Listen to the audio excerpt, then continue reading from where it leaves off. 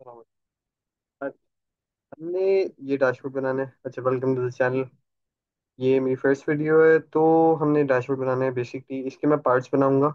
Specifically इस पूरे dashboard की एक प्लेलिस्ट में बना दूंगा बाद में। आप सब्सक्राइब करें, नोटिफिकेशन बेल रिंग करें और ट्यून रहें। तो आज हम स्टार्ट करेंगे इसके साइड बार से। एक एक पार्ट करके शॉर्टली ब्रेक डाउन करूंगा मैं। तो ये डैशबोर्ड है, ये इंटरैक्टिव, क्या कहते हैं, पूरा इंटरैक्टिव डैशबोर्ड है और ये साइड बार है हमारा। तो इससे हम स्टार्ट करेंगे। चले, लेट्स गेट स्टार्टेड। तो बेसिकली अब हमने करना ही है कि क्या कहते हैं, हमारे पास एक ब्लैंक पेज होगा, हम उसके ऊपर दो शेप्स बना लेते हैं। चलें, स्टार्ट। हम इसकी क्या कहते हैं, एक हमने रेक्टेंगल लिया है, उसका बड़ा सारा कर लिया पेज से और अलाइन कर लिया। पेज से थोड़ा छोटा रखना है। तो इसके हमने कॉर्नर्स हमने रखे 50 पिक्सल्स, और कलर हमने कर दिया वाइट और ट्रांसपेरेंसी 30%। जो दूसरा शेप है वो हमने लिया हुआ है, ये मैं आपको बना के दिखा देता हूँ, बहुत इजी है, कुछ भी नहीं है। ये हमने लिया rounded tab boat top shape panel में से। इसको हम कर देते हैं, साथ लगाते हैं, थोड़ा क्रॉप कर देते हैं और लंबा सा कर देते हैं। ठीक है, और थोड़ा और। इसको हम पेज से अलाइन कर देते हैं मिडल। और इसके बाद हम इसका कलर कर देंगे 643 4F8। ठीक है, ये हेक्स कोड है। आप पॉज करके कॉपी कर लें, जैसे आपको सही लगे। आप अपनी तरफ से कलर रख लें, आपकी स्कीम जो मैच करे।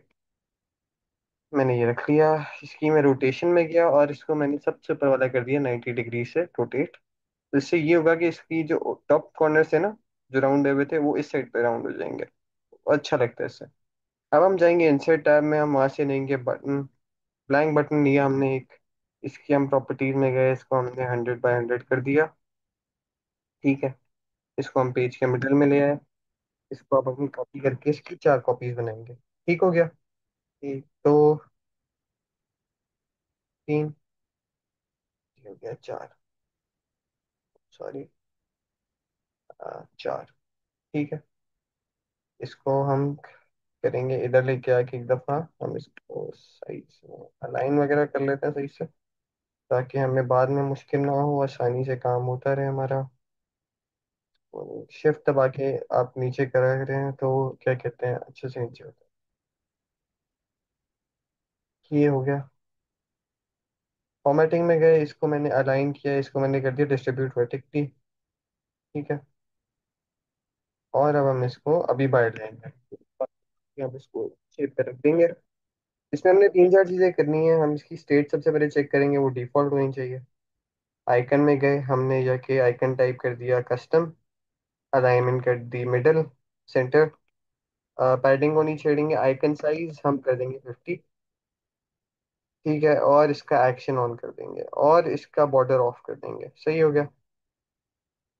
अब हम जाएंगे वापस ऊपर। स्टेट हम कर देंगे ऑन हवर, और ऑन हवर को हम करेंगे पैडिंग 7, ताकि हमारे बटन पे एक पॉपअप से इफेक्ट है। Icon size 55। उसके बाद हम जाएंगे प्रेस स्टेट पे, और प्रेस स्टेट हम कर देंगे 60 आइकन साइज, ताकि जब आइकन सिलेक्टेड हो तो वो बड़ी अच्छी दिखती है बेस साइज से।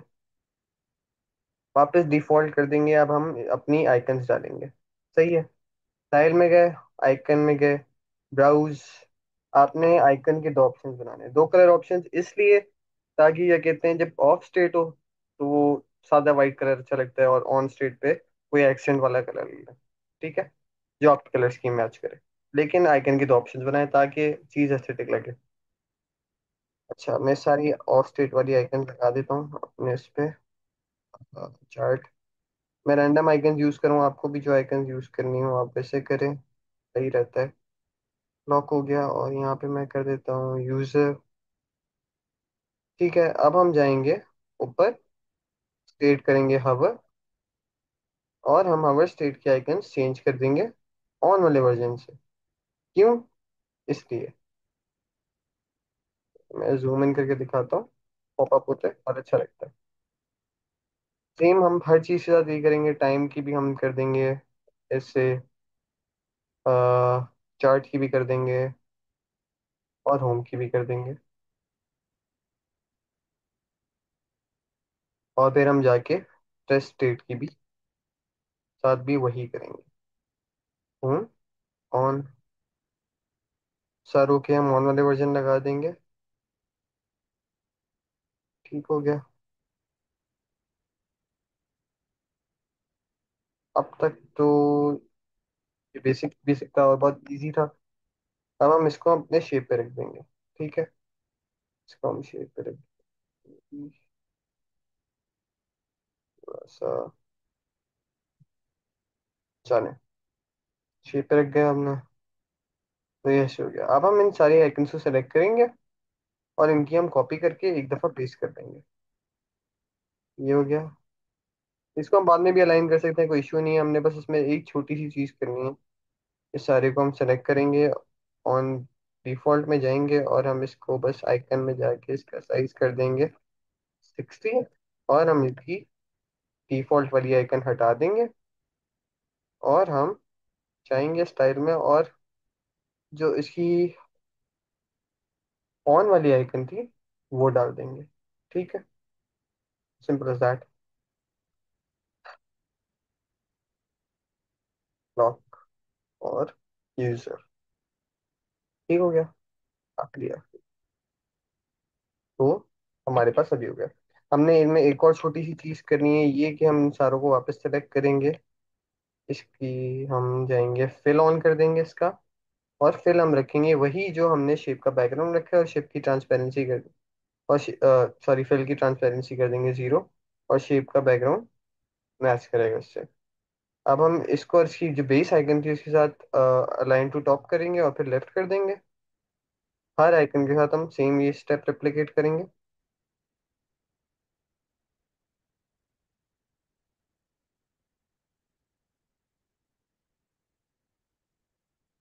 अब आपने ये करना है कि आप व्यू में जाके आपने सिलेक्शन पैनल लेना है। ठीक है, और आप अब हर आइकन ऑफ करके चेक करेंगे कि आपने क्या। तो हमारे पास बटन की दो दो ले रहे हैं। ठीक है, क्यों है मैं आपको बताता हूँ। बटन की दो ले रहे हैं इसलिए हैं ताकि ये जैसे कि एक लेयर, ये मैं इसको नाम दे देता हूँ ताकि मुझे आसानी हो। यूजर हो गया। ये क्या है? ये है क्लॉक। ये क्या है? चार्ट। और ये हो गया होम, होगा ये वाला होम। ठीक है, अब आपने बुक मार्क्स खोलने हैं।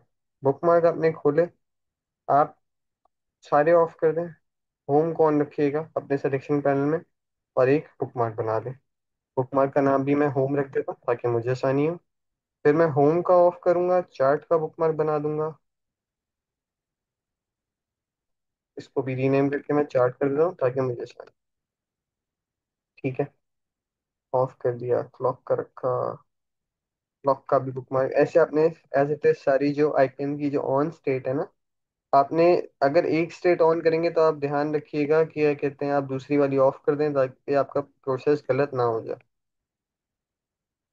सर, ठीक है, मेरे पास चार बुक मार्क्स बन गए मेरी चार आइकन्स के ऑन स्टेट के हिसाब से, और मैं सारों की सिलेक्शन ऑफ कर दी।